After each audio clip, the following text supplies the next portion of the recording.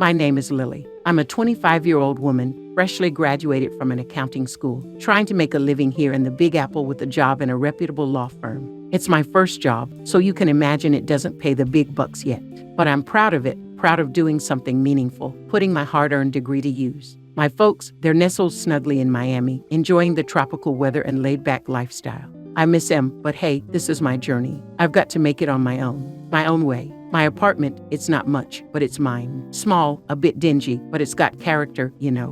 When it comes to love, I've always had a picture of it in my head. Meet a decent guy, fall in love, start a family. Real vanilla stuff, nothing outlandish. So I downloaded Tinder. In no time, I swiped right on this handsome guy. He seemed way out of my league, but to my surprise, by evening, he swiped right back. Just like that, I was texting this Adonis, sharing bits about ourselves, even flirting. Now this guy, he lived in Philadelphia, cleaning dishes in a restaurant. Far from glamorous, but he had a certain charm that drew me in. We started meeting up. He'd come to New York, and we'd spend time together, sharing laughs and creating memories. Eventually, it wasn't just my living room he visited. My bedroom also heard our shared whispers and soft giggles.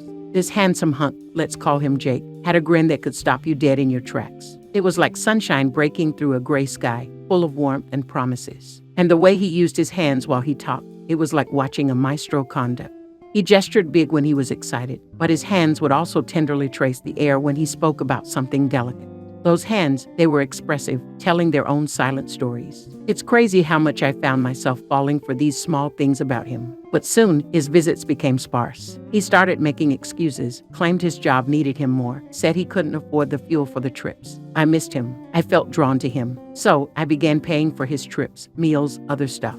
It wasn't planned, but I became his sugar mommy. This is just the start, mates. The real mess, it was yet to unveil itself.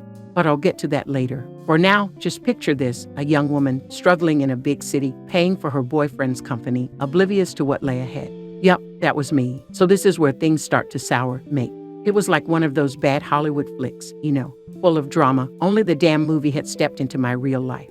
Jake started doing extra shifts at work, or so he said. I started hearing it quite a lot, to be honest. Overtime, extra cleaning, restaurant management. And I was like, good on you, mate, thinking he was hustling hard. I noticed he seemed distant though, always lost in his phone. His vibrant stories became scarce and our chats dwindled down to plain old text. Then comes a Wednesday, right smack in the middle of a tedious week. I was slogging away at my firm when I got this anonymous call. Now, I ain't much for gossip, but this was a bombshell. The voice, female, told me Jake was seeing someone else. In fact, multiple someone else's. My heart was pounding. I felt like someone sucker punched me in the gut. It was a terrible moment, like the floor beneath me just disappeared. As the days wore on, things started to make a bit more sense. Jake had become less interested, more distracted, less us and more I. Looking back, I could see signs I'd chosen to ignore. Now, I'm not much for snooping, but curiosity got the better of me. I looked at his Instagram profile from a dummy account, and there it was, staring me in the face. He wasn't just with one woman, but several, all beautiful, all posing in pictures with him, smiling and having a good time. The smug bastard even had the nerve to post about working late. And there, in the comment section, were flirty exchanges, filled with innuendo, too raunchy for even a Tinder profile. As if the photographs weren't enough, these comments were the nail in the coffin. There was a particular girl, let's call her Mandy, who seemed to be in most of his posts. And the comments between Jake and her, they were intimate. They were sharing a connection, a chemistry, something that I thought belonged to us, something that should have been exclusive to us. I was crushed, no doubt about it. My mind was a whirlwind of confusion and pain. My heart felt like it was being slowly crushed. But I decided to keep my cool. I didn't confront him right then, no. I wasn't going to give him the satisfaction. I was hurting, yeah, but I wasn't done, not by a long shot. I kept my poker face on, continuing with my usual life. But on the inside, I was a mess. This was Jake we're talking about here, my handsome Jake, my out-of-the-league guy who was now apparently juggling me and several other girls like a goddamn circus act. It was as if I was playing a supporting role in his sick, twisted version of The Bachelor, but without my consent, and with a damn twisted host. Now, you might be wondering why I was still sticking around. Trust me, I asked myself that every damn day. Part of me was still hoping it was a big misunderstanding, but the other part was slowly preparing for the storm that was about to come. The silence before the storm, they say. Well, bloody hell, it was deafening. In the midst of all this, work was a godsend. Kept me distracted, focused, at least during the day. I was still paying his fuel bills, his meals, without him having the faintest idea I knew everything. All while he was presumably with Mandy or any other girl from his girl squad, snickering at his little game. And that's when I started collecting proof. More for myself, to keep my sanity intact, you know. I screenshot his Instagram post, his comments, anything and everything that could cement this awful reality into something solid. I began distancing myself from Jake, subtly cutting him off, preparing for the reckoning. He was oblivious, perhaps too wrapped up in his charade to notice. Every picture, every flirty comment was a betrayal, a knife cutting into me. Jake was not the man I thought I was falling for. I started looking at his text messages in a new light.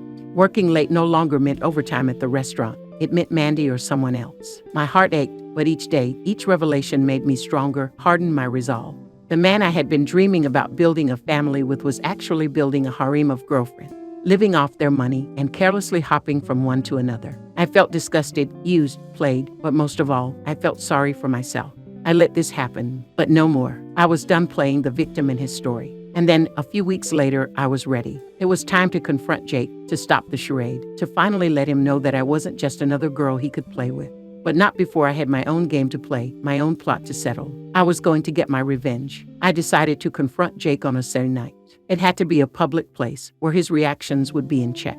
So, I chose our favorite eatery in the heart of New York, a stone's throw from Central Park. My heart was racing as I sat there, waiting for him to show up. Ironically, fueled by the money I had given him. When he finally strolled in, looking every bit as charming as ever, my heart sank, and I felt my resolve wavering for a moment. He smiled at me, that infectious smile of his, and I felt a stab of betrayal, stronger than ever. But I shook myself out of it. This had to be done. Jake, I started, as he settled in. We need to talk. He looked surprised, but nodded, ordering his usual drink from the waiter. Without mincing words, I spilled everything. I told him about the call from Mandy, his Instagram flings, his real profession. His face drained of all color as he sat there, taken aback. He tried to deny it at first, but I cut him off, throwing the screenshots on the table. It was game over. I saw the exact moment his face morphed from shock to realization. Look, Ellie, he began in a low voice, his eyes darting around. I can explain. You know what, Jake? I interrupted. Save your explanations. I'm done. And just like that, I got up and walked away, leaving a stunned Jake behind.